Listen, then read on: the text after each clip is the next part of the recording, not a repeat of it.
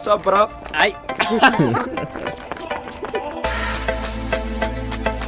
There's not a rule that you have to use the 3 subs. He's the best left back in Canada. Rescue looks at his watch. Away it goes from Andy Rose. The time is up.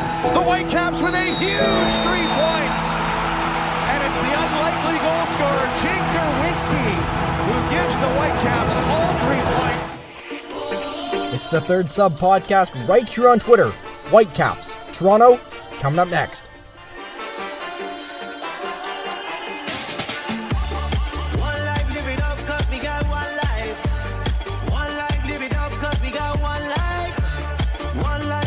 With your hosts, Alexander Gongi Ruzek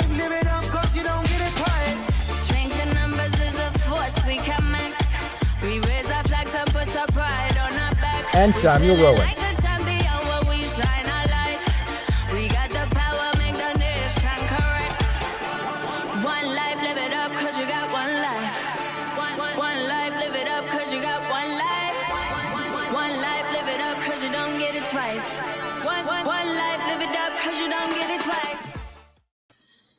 Hello, world. Yeah, what's up, everyone? Good morning, good afternoon if you're on the East Coast, I guess. Ben just killing it with the intro as per usual. Alex with the creativity there on the video. I'm going to get in on that next week, but it's a bit of a struggle to find some soccer-related props in the house, so we're gonna have to improve on that. But Alex, how you doing? How you feeling heading into this one? I feel great, I'll say. I definitely feel great. I totally didn't wake up at 8 in the morning to see if Bayern would win the league, and they obviously didn't win the league, just so I went back to bed. I didn't really go back to bed. Been checking the phone, lots of rumors, lots going on. It's been a busy few days in Whitecaps land. So, I mean, we'll dive into all that. Obviously, we're going to talk some Vancouver Whitecaps versus Toronto FC. That's why we're here. That's why we're on the show. That's what we're about to cover, about to dive into. But also, we'll talk about some of the rumors swirling around on both sides, really, because coincidence, fate be have it, the two teams today have both been linked to number 10s from Santos. Obviously, one's a little further ahead in negotiations than the other, as in one player's pretty much signed, the other one's just a floating rumor in the Twitter sphere at this point. But excited to dive into all that on today's live show. Yeah, and I mean, where do we want to start with this one? We kind of outlined on our podcast some of our thoughts heading into it, but it's a really busy slate of matches for Toronto.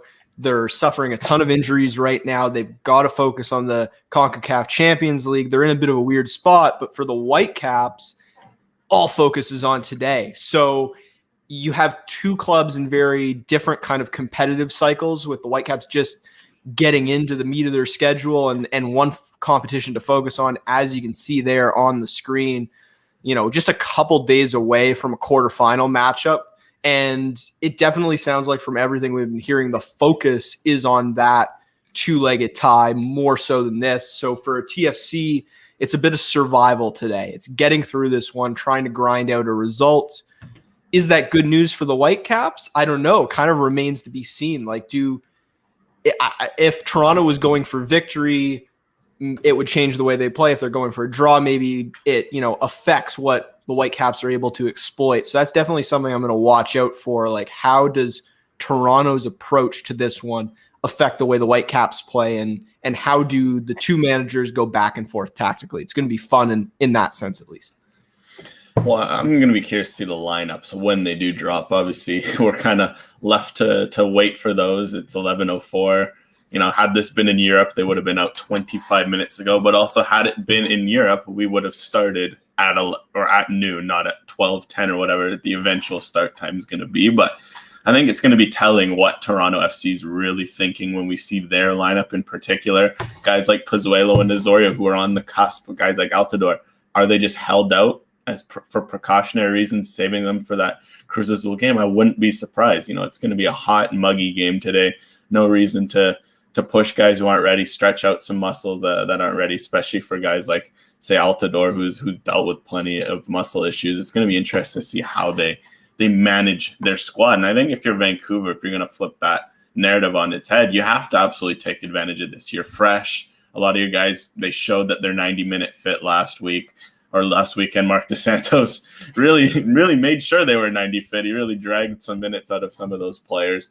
They've got some reinforcements on the bench. They got guys like Bruno Gaspar and Caio Alexandre who should get significant cameos off of the bench. Hopefully they can impress in debuts. Hopefully guys like Theo Bair, Patrick Metcalf, Ryan Raposo, those three, obviously we like what they can bring to the table. It'd be nice to see them get a run out. If not, heck, a David Egbo for a debut. I wouldn't mind seeing that to see what he can bring. A bit of a forgotten, well, at least from our perspective, he's a forgotten man. If it's MLS, they're waiting for it. So that's a whole other story. But if you're the Whitecaps, I think you absolutely have to turn to your depth today and take advantage of the fact that you're playing a Toronto team that kind of, so to speak, has one eye on the prize and one eye out the door. And sometimes in MLS, if you don't give your full focus to games, it can burn you. So hopefully the Whitecaps, from their perspective, they can play that spoiler tonight or today. Yeah, we've seen, like, I watched Orlando City against Sporting Kansas City. I guess that was yesterday evening, and SKC just didn't look fully sharp. And there's someone who's been dealing with, the throes of Champions League football as well, right? So you're seeing a lot of these teams dealing with a multitude of competitions, a little bit distracted or just not quite at the level you'd expect. But as Alex you've definitely mentioned this on the show before, like, the worst thing to bet on probably in sports is the opening couple weeks of MLS soccer. Like, it can just be so unpredictable.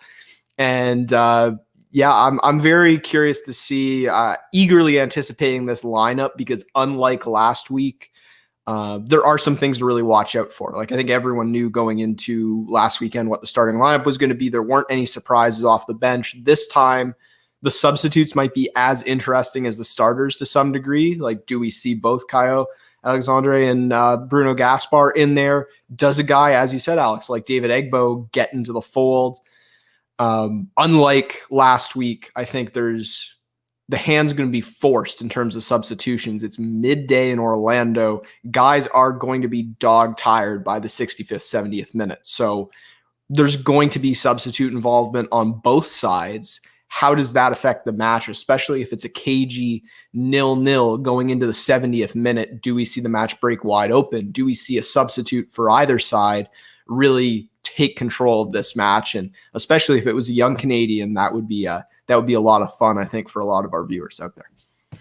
Well, to move on to some of the stuff we have to talk about, to keep on the Whitecaps perspectives, we'll pull up our 3 players to watch that we've picked for today. We got Lucas Cavallini, obviously from Ontario. I don't think his buddy Jonathan Osorio is going to play today. And, on one sense, good, because I don't want to hear 30 more minutes of how they grew up together and played together. I know, that narrative was cool last year. It was pretty funny when Cavallini picked up a yellow on Osorio, but he's going to be fired up. Cavallini, he gets up for these kinds of games. He's definitely a player that, a lot of players would be like, oh, I get up for every game. I don't get up for big games. Cavallini gets up for big games. Otherwise, Caio Alexandre going to make his debut. I feel like it. If he doesn't make his debut, something would have gone seriously wrong. Excited to see what, this highly rated Brazilian midfielder can do for the Whitecaps. He's the exact kind of player they need at the moment. Hopefully he can get a good 30, 40 minutes. He's fit already. Like you said, he's used to the heat. Obviously, I feel like in Brazil, he's used to these more sorts of weather conditions. He can make an impact. And lastly, for me, after last week, how could you not ignore him? Christian Gutierrez. He was fantastic at left back, filling in for Elia, and then made MLS Team of the Week. He's going to have to be a huge player today for the Whitecaps. Toronto last week didn't play with a nominal right winger. They played with Marky Delgado as a right winger. Might that give Gutierrez some freedom to roam down the left wing? It might. So we're going to have to see a big version of him again this week. Yeah, and he'd even throw, just the wing play in general. Both Gutierrez and Jake Nerwinski have a real opportunity to roam the flanks in this one and try to expose that space in wide areas. You covered it pretty well in terms of the other two. I think Lucas Cavallini is almost going to have to remain a player to watch until he stops scoring goals. Unless it's been 3 or 4 matches in a row where he hasn't bagged one, he's got to be on the list, because that's the danger man for the Whitecaps. That's the guy that can break a match open at a moment's notice. So especially, while they're integrating a couple of these key additions, Cava is going to continue to be a real focal point. I'd also throw out Christian Dahome, who I thought had an underrated start to the season last week. Was involved in offensively, albeit maybe not like as much as some people might have expected, but I'm really watching for him kind of, lurking between lines in this one and seeing if he can expose a young TFC defensive unit. So that's definitely a player to watch for as well. Yeah, well, the lineup literally just dropped, and surprise, Breaking news.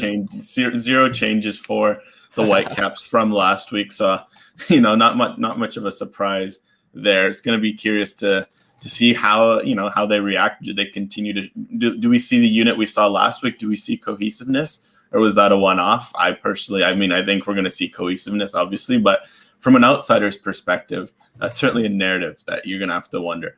Okay, people aren't believing in the Whitecaps. Well, you're going to have to prove some doubters wrong with multiple good games. Well, this lineup, they're getting another chance to rock and roll. They got to prove themselves. Just looking at the bench here, there's interesting enough that Thomas Hasal and Evan Newton are both on the bench this week. There's only one goalkeeper on the bench last week, so I find that strange. The Bold, gonna field double goalkeepers as strikers in the 90th minute or something like that. I love it. That's strange. And Caio Alexandre and Bruno Gaspar both on the bench. Derek Cornelius back on the bench. Shout out to awesome DC. to see. Awesome. That's good to see. Hopefully, he honestly, if he can come on, and if the Whitecaps are say leading or late in the game, get him some minutes. Otherwise, we got Theo Bear, Javane Brown, first bench appearance for him. Raposo, Metcalf, pretty standard. No David Egbo, so I guess he's getting the night off. And Ben, wow, on the jump as usual. Less than producer Ben works fast. He just put up the graphic there. As you can see, unchanged lineup, solid bench. Sam, just thoughts. I think it's I'm excited about that bench personally. It feels a bit weird to say, but lots of firepower there. Well, I mean, yeah, I guess as I just outlined a couple moments ago, like almost more talking points on the bench than the starters, because the starters we know what's up to a certain extent. Very much, I feel relatively happy with what I said in our pre-match podcast, where I think that this match set up well for the Whitecaps to just run it back from last week, tactically, personnel wise, and then they're going to have that flexibility where I would imagine both Alexandre and Gaspar are going to get 25, 30-minute runnings off the bench, possibly even a halftime thing if things really aren't going to plan for the Whitecaps. So super excited to see both of those guys probably wet their feet at some point. And then, with the humidity, with the heat, what kind of role does a Theo Bear have in this one? What kind of role could, Ryan Raposo have? I guess Egbo not in the bench, eh? Now that I'm just looking through. Yeah, no, so that's one notable omission. So we're not going to see David Egbo's debut, but I think that has to line things up for Theo Bear to at least get a little stint off the bench, which would be good. And I want to track and highlight particularly, does the whole Gutierrez Tybert left side partnership work as successfully as it did in week one? And what does RMS and TFC do to prevent that? Because you have to think that's something they've watched from last week and said, hey, this is an element we need to shut down if we want to be successful. So that's kind of a coaching, tactical player matchup on the left-hand side of the pitch. That's one to watch for sure. Yeah, that's it. It's going to be an interesting tactic because, as I mentioned earlier, the fact that Toronto didn't really play with the right winger and that the Caps aren't really playing with a left winger, that whole left side, it's going to be, well, to be fair, like the fact that Richie Laryea and Christian Gutierrez did what they did last week, it's really going to be fullback versus fullback. And I think we're going to see like a head-on clash, which you don't often see at fullback. I think that's going to be fascinating. It's funny how like the left side is going to be so staggered with Schaffelberg and Caicedo, etc. So it's such a weird formation, such a weird. Just funny how it stacks up. And while I'm here, I'm going to check if there's any Toronto FC lineup. That is out, and then we can maybe it is out. It is Let's see. So we got Bono, Laryea, Singh, Gonzalez. So pretty much no changes other than Ralph Priso exits for Nick De Leon, and Jaden Nelson comes in for Jacob Schaffelberg. So actually, that's very interesting. I think that shows, if anything, Armis's trust in both of those players, that he's probably resting them for the Cruz Azul game. That's actually really good from Priso's and Schaffelberg's perspective. I think that Nick DeLeon in midfield, that could be a matchup for Daniel Bikel to exploit. I thought Nick DeLeon hasn't looked all that great in his few appearances off of the bench, but obviously Armis is turning to rotation. I think the news is Ayo Akinola and Josie Altidore are back on the bench. That's actually very surprising, particularly Akinola, because he was in the weeds for all I know. Haven't heard of anything about him for the last few weeks. Otherwise, Schaffelberg, Zorio's also on the bench. No Priso at all. He might actually be injured, which could be a bit of a worry for Toronto, but solid lineup. There you go. As it is on the screen, producer Ben doing a madness behind the scenes. I mean, solid lineup as expected, but again, a very weirdly staggered left side heavy lineup for Toronto. Yeah, I guess I'm a little disappointed from like a personal perspective not to see Schaffelberg in the starting lineup, because he really impressed during that opening matchup, and so that's probably good news for the Whitecaps on a lot of fronts, because he was definitely a danger man for TFC. But this is going to be interesting, especially in wide areas. How do these teams match up? Definitely, both squads not at full strength, not playing the shape or the kind of setup exactly that they would want out of their best starting 11. So we're seeing kind of compromised yet creative starting lineups for both these teams, which should make for maybe makes for a wide open affair. I don't know. I keep saying that in these match previews, and then they end up being these, cagey 1-1s or 1-0. So we'll just have to see where it goes in that front.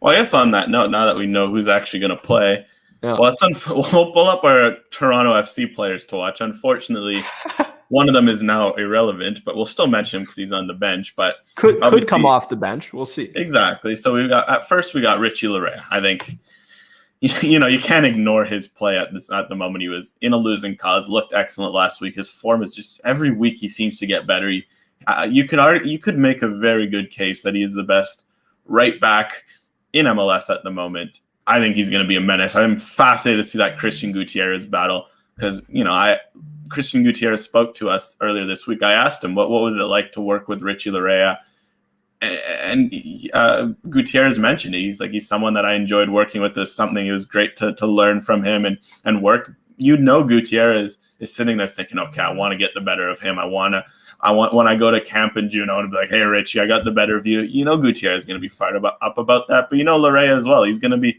similarly enthused. So I'm curious to see that. Obviously, Michael Bradley last Saturday didn't look so great. His legs kind of deceived him. But, against Club Leon, he was great. Which version of Michael Bradley are we going to see today? That could honestly be the difference between a Toronto win or a Toronto loss. He's that important to them. But last week, he was clearly off the standard. And obviously, Jacob Schaffelberg, very electric winger, has looked, has arguably been the best young Canadian under Armis so far. Just doesn't make the bench today, probably for rotational purposes, but still think we're going to see him today, and he could do some damage off of the bench. Yeah, Michael Bradley is the kind of guy that can come in, and even if he's not at 100%, can find a way to have an impact on the match. So it'll be interesting to see what kind of legs he has under him for this one, because as you pointed out, Alex, it definitely wasn't one of his top drawer performances against CF Montreal, but a guy that has been in this league for a while now and knows how to bounce back, knows how to, grind out a performance. Richie, man, I don't know, is he still on your fantasy team, Alex? He is on my fantasy team. I couldn't drop him, even against the Whitecaps. So I loaded up on some interesting picks. I got Cavallini, for example. So I had to get another Whitecap. And I actually got Gutierrez too off of the bench. So he was that. I bought stock in him on our last episode of the third, an episode, I guess it would have been 87. If you haven't listened, obviously we did a segment where we're buying and selling stock on the Whitecaps. The 3 stock I bought in. So actually may as well mention it since we're going to be watching. I bought stock in Christian Gutierrez, Lucas Cavallini, and the Whitecaps defense keeping 1 goal against or less. Sam, I think you bought, well, I'll let you say. I bought stock in Gutierrez as well. I bought stock in the Whitecaps set piece taking, and I bought stock in Christian Dahome. So I'm feeling pretty good about those going into this one. But yeah, I'm still kind of low key going to be cheering for Richie a little bit to egg on our fantasy. He's a good player. He's a good player. You can't cheer on him. And there you go. If we also, if we're going to look at key players, the fact that Richie Laryea, at this point, like, you could make the argument that he's Toronto's most important player at the moment with no Alejandro Pozuelo, and on the other side, Lucas Cavallini. Is he going to be fired up against his old team? Who knows? But maybe to go into some of the comments we're seeing from you guys. Sons of a Pitch podcast. Great to see you guys tuned in. Happy to hear that you're tuning in. It was always a pleasure to chat with you guys about soccer. Otherwise, Sebastian with the reference here. For those unaware, on episode 87, Sam accidentally pulled out Sebastian Gutierrez as supposed left back for Whitecaps. So there's also a resemblance there between Seb and Goody. So I think it was after the media conference where Seb was translating for Gutierrez. A little bit of confusion.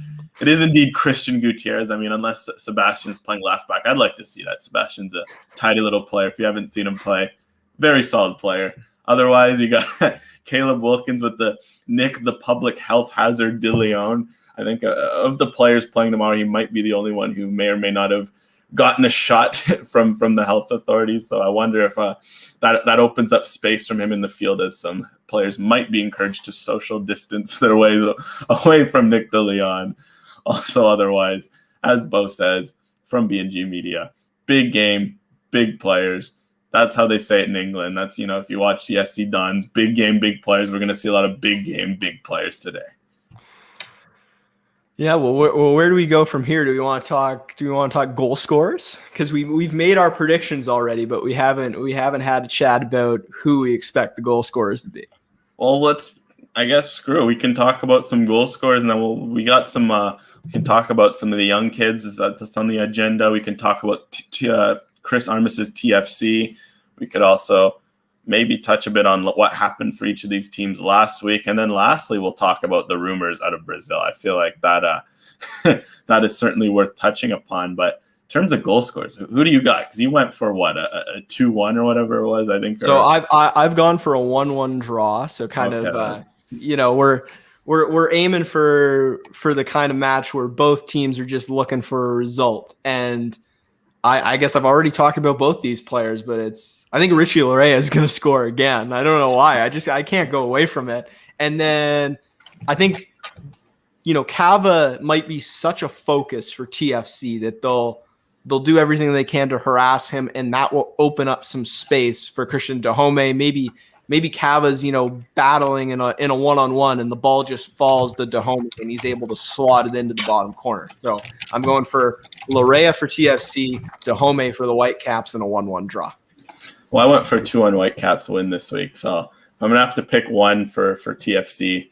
Oh boy, who do I go for in this case? For looking at guys who start, no, we'll go for the Flow himself, Flow man, Patrick Mullins. He's got lethal hair. You can't vote against that. And then on the Whitecaps, I'm gonna go bold like I did last week. I went Andy Rose last week. Well, this week I'm gonna go Michael Baldissimo, and I'm gonna go Lucas Cavallini. We're gonna go a double Canadian dip. Is it a free kick from Baldy?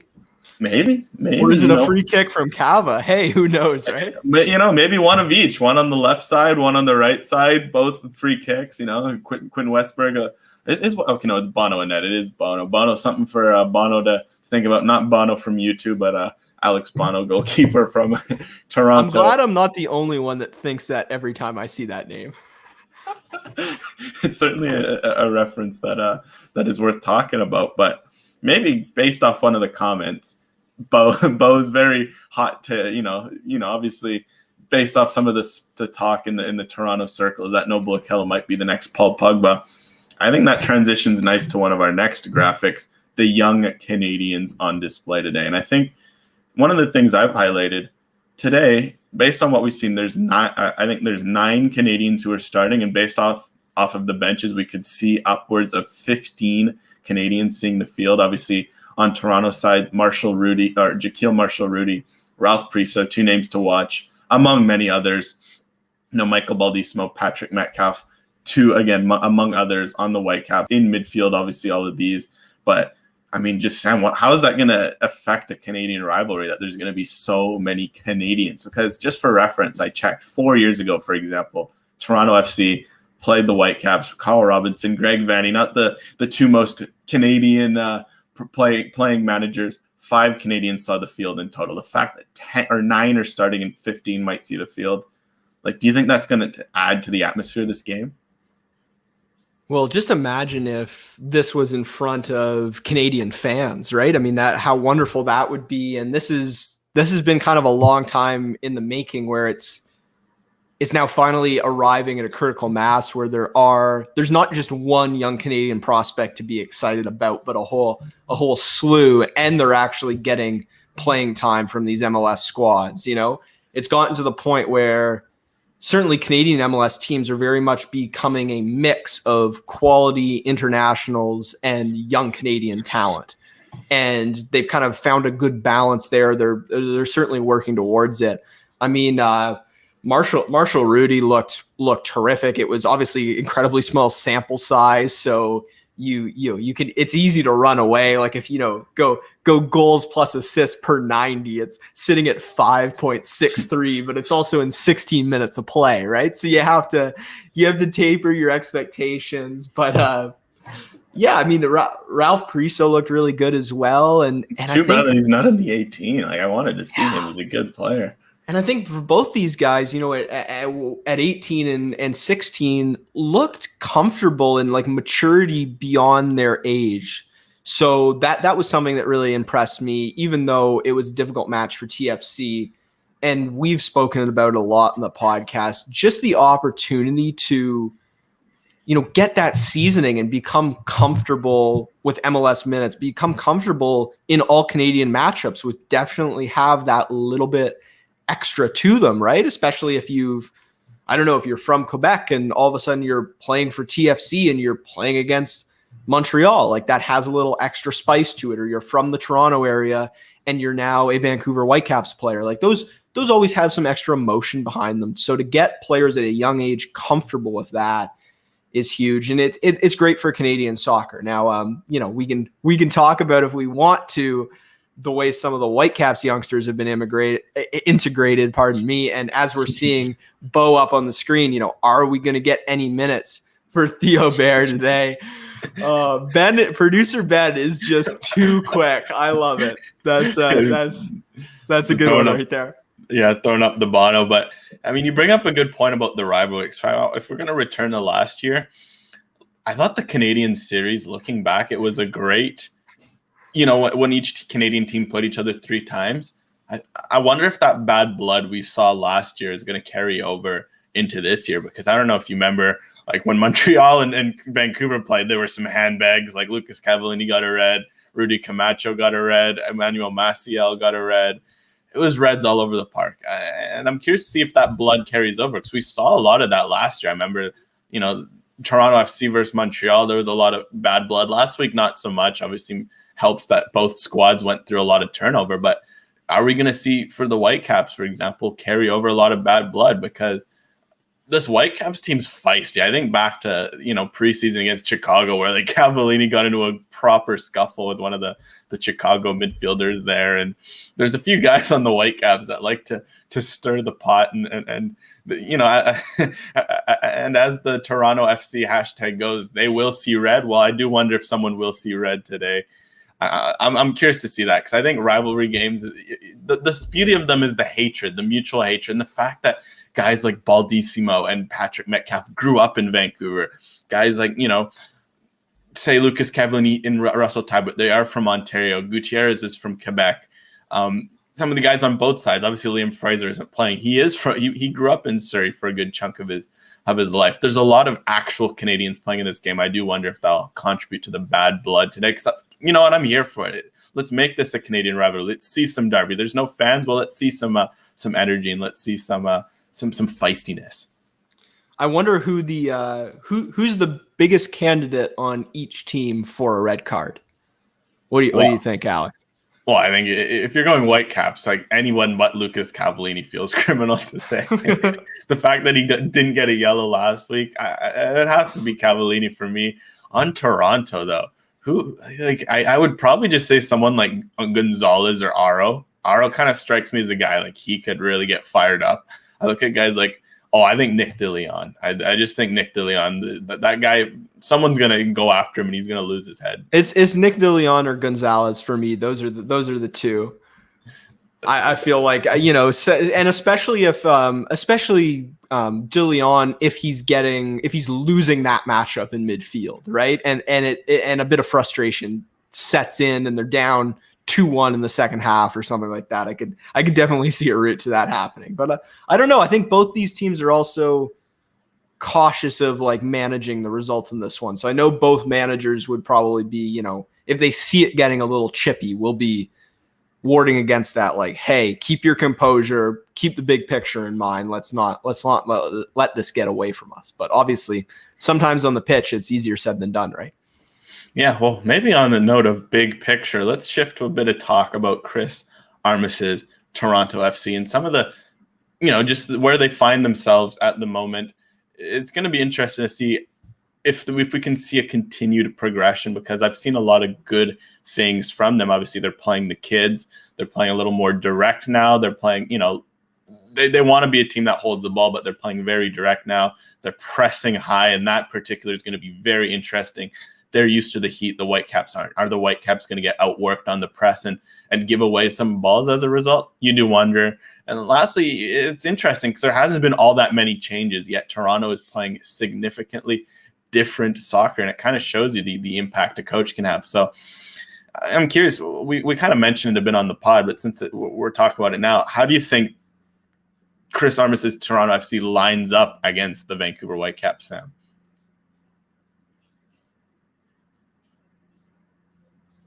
And we may or may not have lost Sam, so I'll just keep on. Oh no, you're back. Am I back? Okay, I am back now. Yeah, apologies there.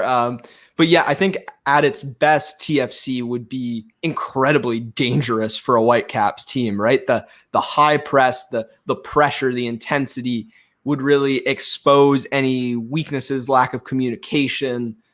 You know, I think Vancouver still at times is, you know, they take a little bit to get themselves in the shape they want to communicate correctly. So I could see it being a really bad matchup for the Whitecaps. That being said, because of the key players missing for TFC, it actually turns into almost a bit of a strength for the Whitecaps where, you know, some TFC players might get caught out by adapting to this very high intensity system. So I think it's in the long term, that kind of style, like we saw San Jose last year. San Jose is maybe a little more extreme, but how many problems they caused the Whitecaps, like just complete shambles at the back at times, and what the Whitecaps just couldn't handle it.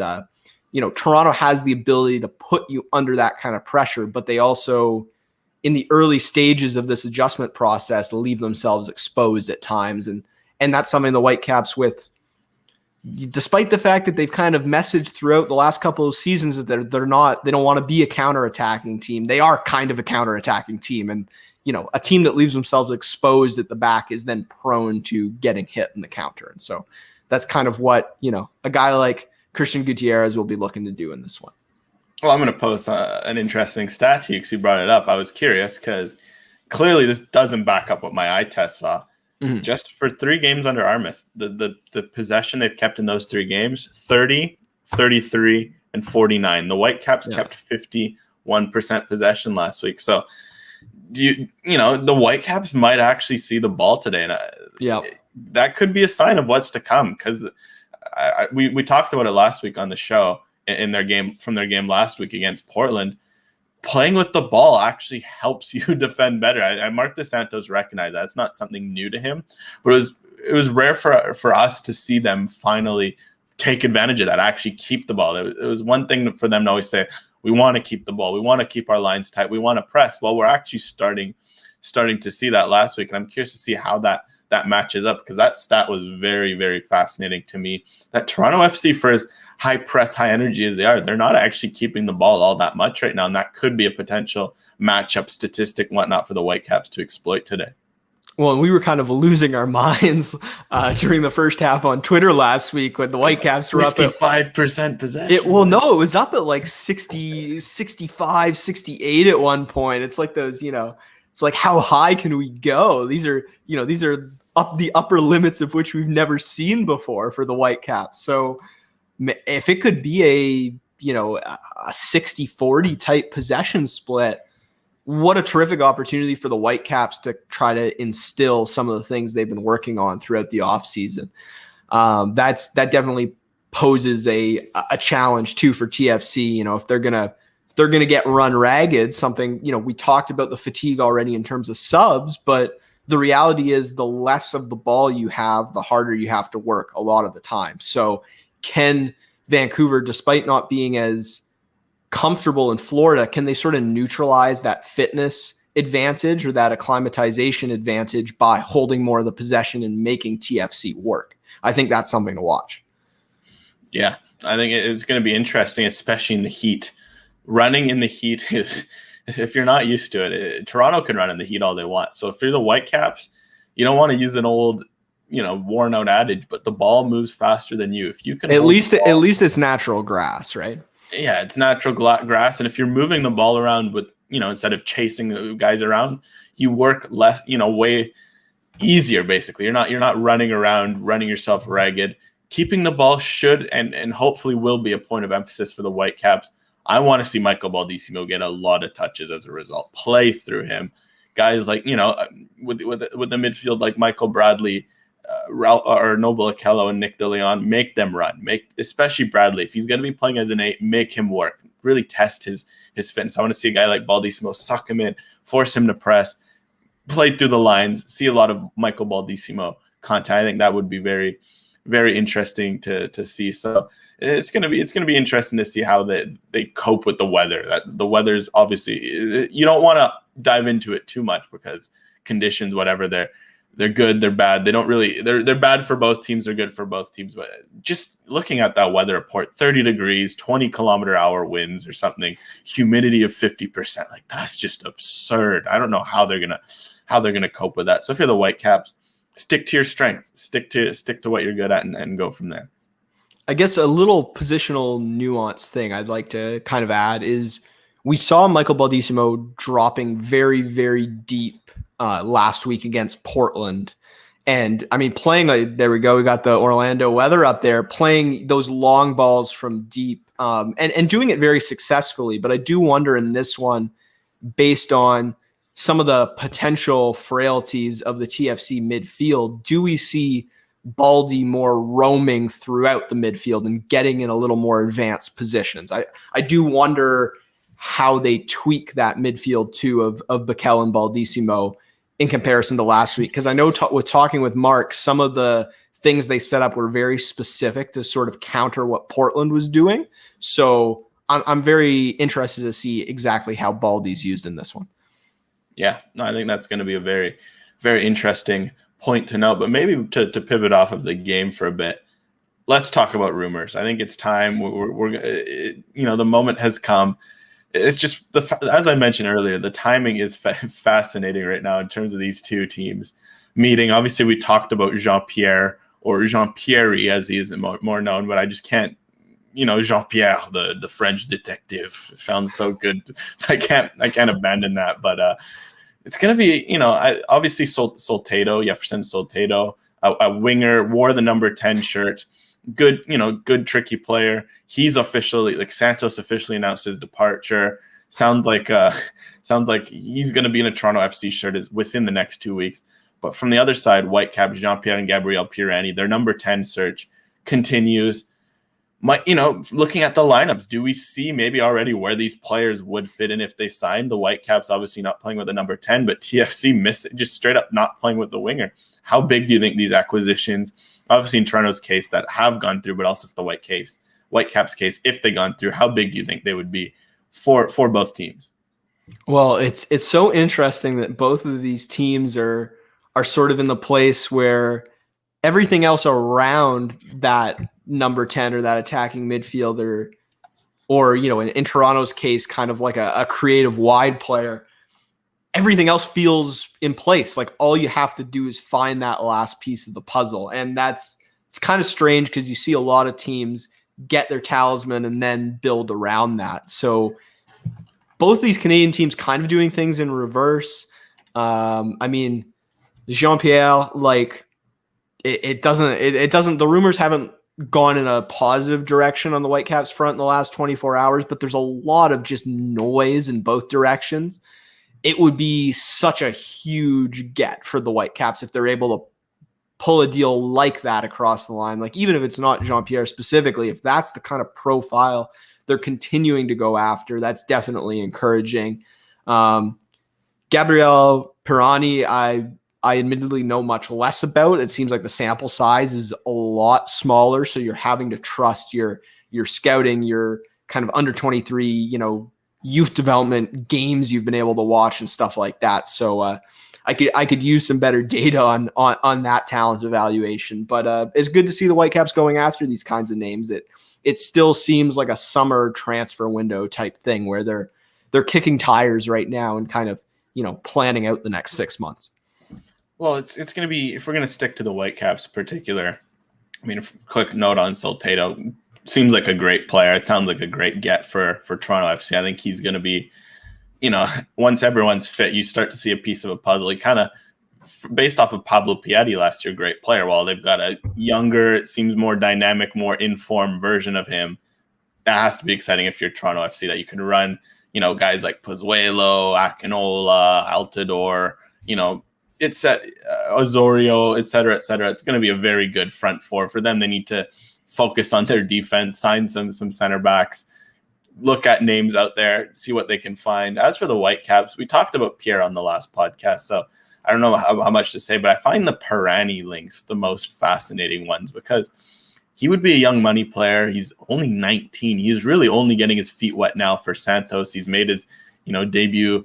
He made a debut last year, and he's starting to play in the squad this year. The fact that they're going after a young player like that for a young money spot, that's interesting because obviously they'd be able to get the senior DP and the young money player.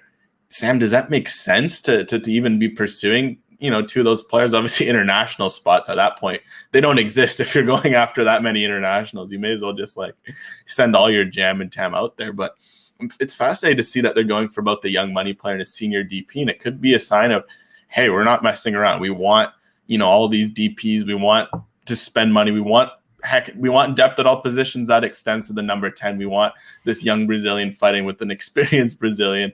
I thought that's why I was really fascinated with the Pirani links, because obviously he seems like a fascinating player. At $2 million, you pay a little less, but there's a lot of potential there. And from what it sounds like, Santos fans are, excited about him. Obviously, it's a little nicer to see when fans are excited about a player than, say, like when David Milinkovic was signed and it was just complete, here you go, take him off your hands kind of vibes. At least when a player's signed and fans are begging to have him stay, it's a good note. It's obviously it's miles away from happening. It's not very close, but the Pirani links for me are most fascinating due to that. What I find really interesting about I guess I kind of already tipped my hand about the whole Pirani links is that it's almost like normally the strategy we see European clubs employ towards MLS top prospects, where let's go buy him before he gets too good and his value becomes inflated. We'll tuck him in our under 23 academy. We'll put him out on loan and we'll let him develop here in order to kind of, get that extra value out of him. And so I kind of like that the Whitecaps are going in that direction where they're looking for players in Brazil with a good profile that don't necessarily have this, massive slew of impressive results at a top flight level, but they have the attributes.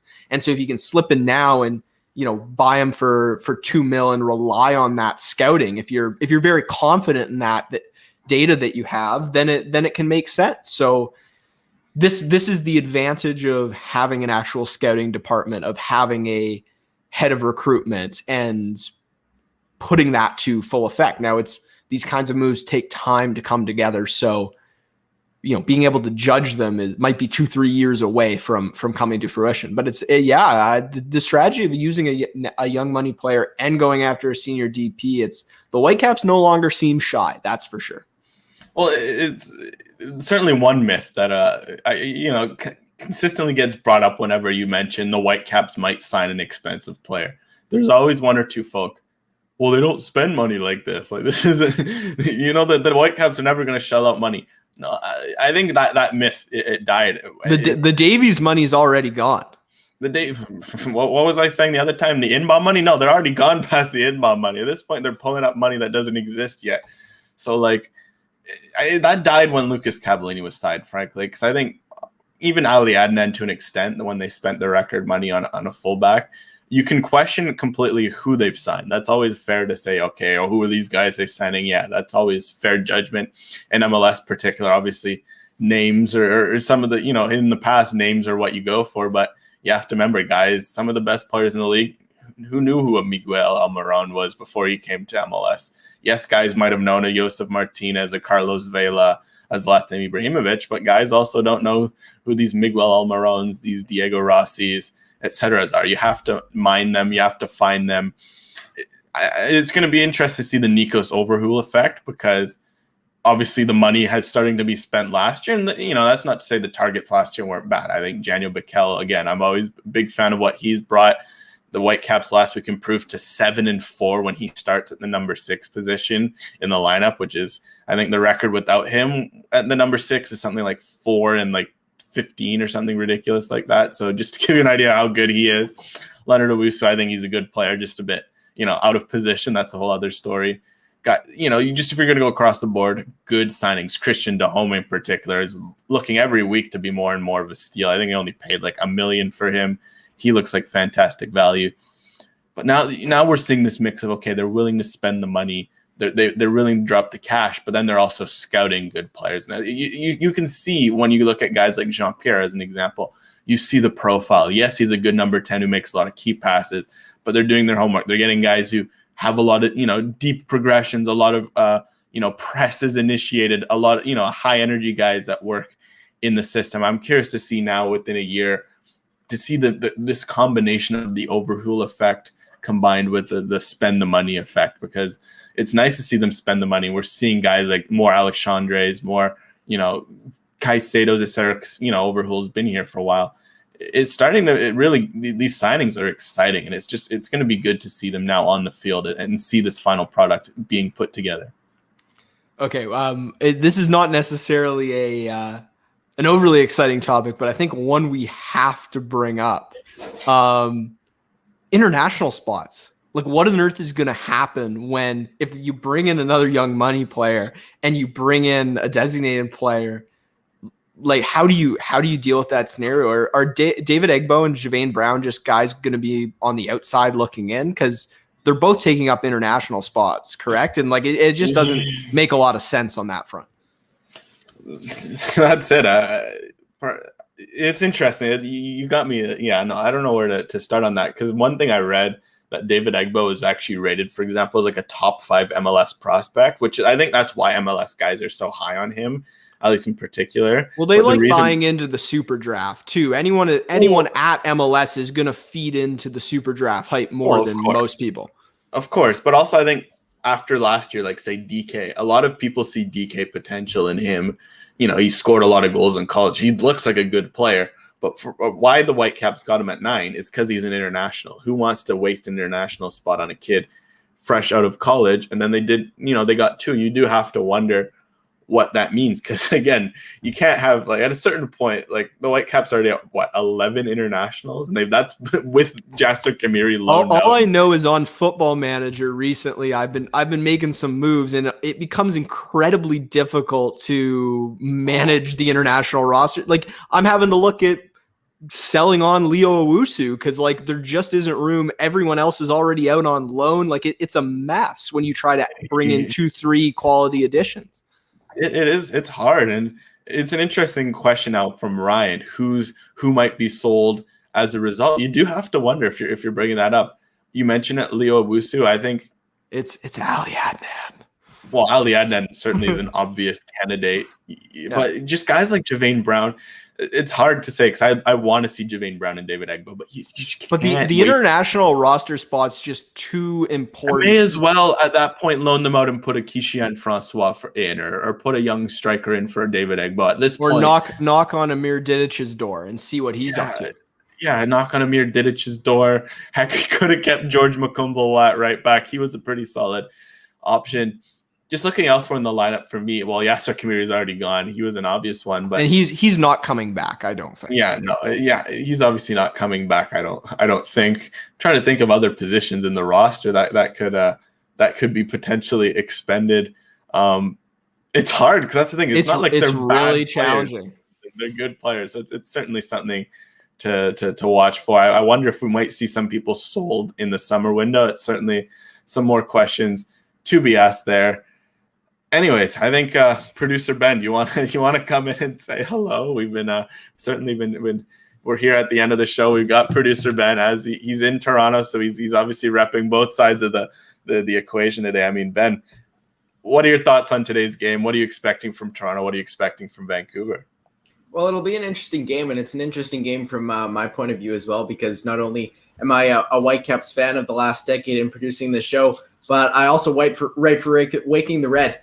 So I have a bit of a TFC angle too, as you can see by my wall just behind me. But this game, I think the thing I'm most impressed by is the amount of Canadians that we're going to be seeing on both Mark Dos Santos and Chris Armas' sides. There's a ton of Canadians, and this isn't something that you would have seen 5 years ago, let alone 10 years ago at the opener. I mean, Russell Tybert was on that roster at the opener, but I can't think of really another Canadian who was on that Whitecaps roster. It was very, very slim pickings for the Canadian players. But you look at this now, we're looking at, I think it's something like 10 players are Canadian and are Canadian internationals at some level as well. And then you also have Ayo Akinola. He could go either to the US or Canada, depending on where he decides. But it's that Canadian aspect. And then I'm also curious to see if the Whitecaps can sort of exploit the spaces behind TFC's fullbacks. TFC's fullbacks, like Larea and Aro, they like to get up the pitch. They almost remind me a bit of Ali Adnan when the Whitecaps have him back. He gets up the pitch. It's almost like an extra midfielder. And so with the Whitecaps having speed on the wings and a guy like Caicedo or Dahome up the middle, and even Cavallini having a lot of strength, maybe you can get in behind guys like Larea and Aro. So that'll be interesting for me. Guys, I don't know if you've seen, but there's a murder in progress in MLS right now. NYCFC's up 5-0 on FC Cincinnati. My goodness. I just noticed that. Please tell me. I have one city or New York City player in fantasy, so please tell me that they're involved. I think it's Tinnerholm, if I'm not mistaken. If he scored, so be it. Clean sheet at least. I have Brenner, unfortunately, so I don't think that's panned out very well. I wasn't going to touch any New York or Cincinnati players. I'm sorry, but I did forget one player who played in that original game, also Canadian, Terry Dunfield, of course, a legend on both sides of the Vancouver and Toronto docket.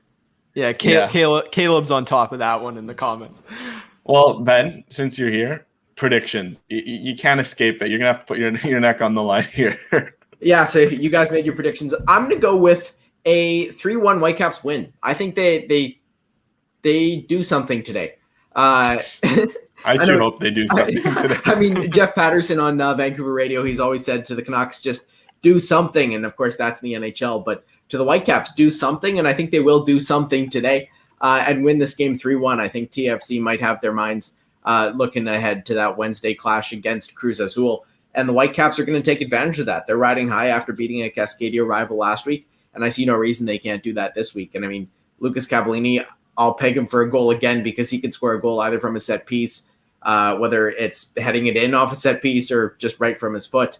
But he can also just find opportunities and goals himself. So Lucas Cavallini is going to get one. I'll say I'll give Dahome one. And I think Caicedo gets his first as a Whitecap as well. Caicedo. And then did you say the Toronto goal scorer? Let's say Larea. Scored Hard a nice to bet goal. against him. He scored a very, very nice goal last week against CF Montreal, and I think he'll do that again against the Whitecaps.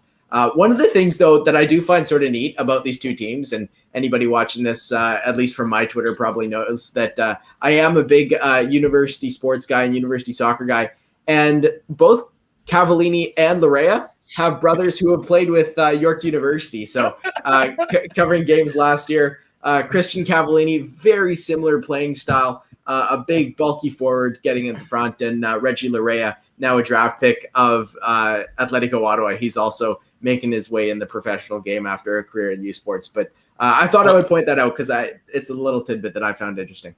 Well, shout out to Azorio's brother as well. I forget you said he plays for University of Toronto. I find that the brotherly connections there.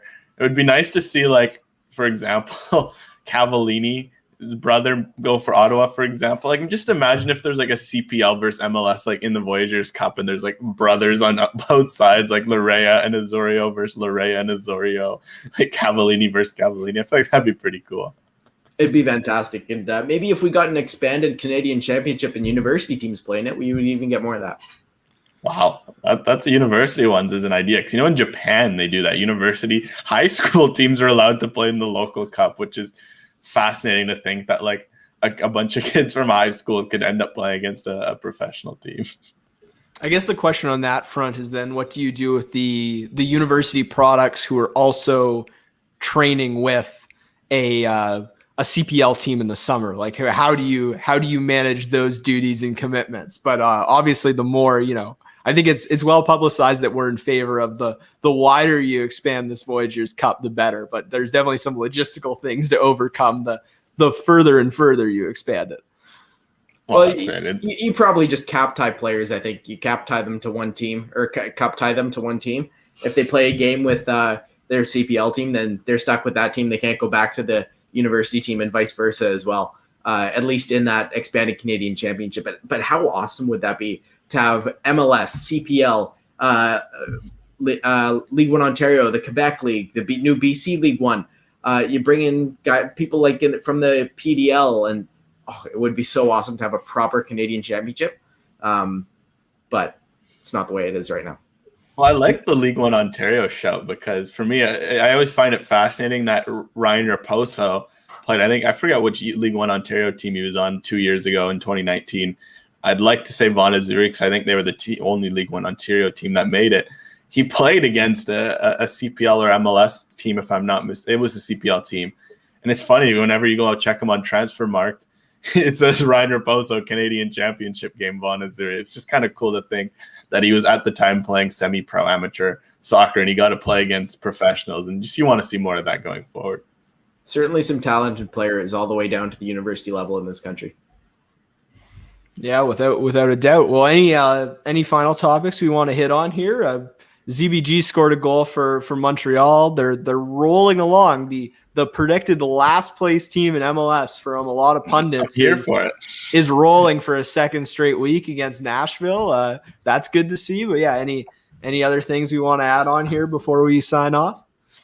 I mean, yeah, we're almost at kickoff. It's been a quick hour. Always goes by quickly when we're chatting soccer with you guys. Always a blast. Obviously, shout out to everyone who's been following along in the comments.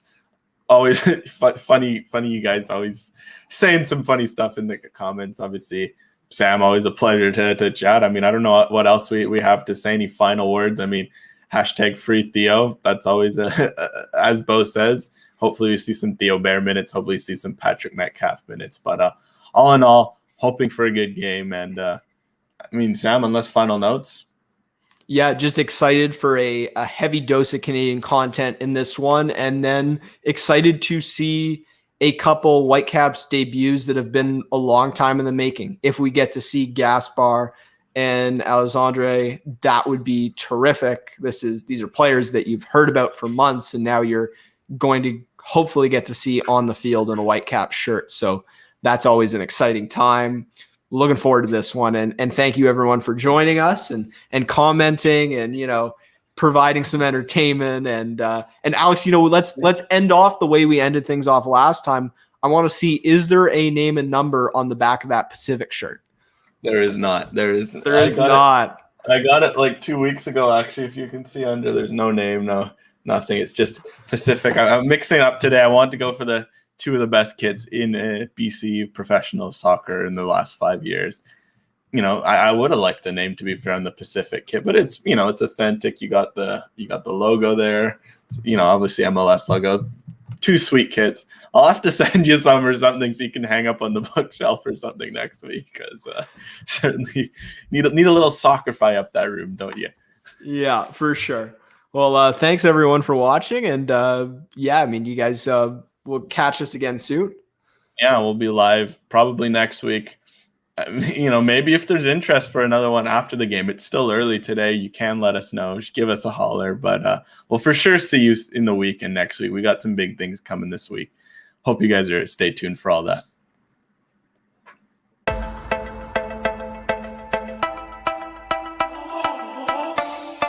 What's up, bro?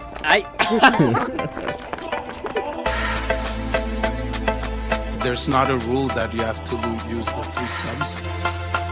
He's the best left back in Canada. Rescue looks at his watch. Away it goes from Andy Rose. The time is up. The Whitecaps with a huge 3 points. And it's the unlikely goal scorer, Jinker Winsky, who gives the Whitecaps all 3 points. It's the Third Sub podcast right here on Twitter. Whitecaps, Toronto, coming up next. Everybody from the cold. This is where we calling home.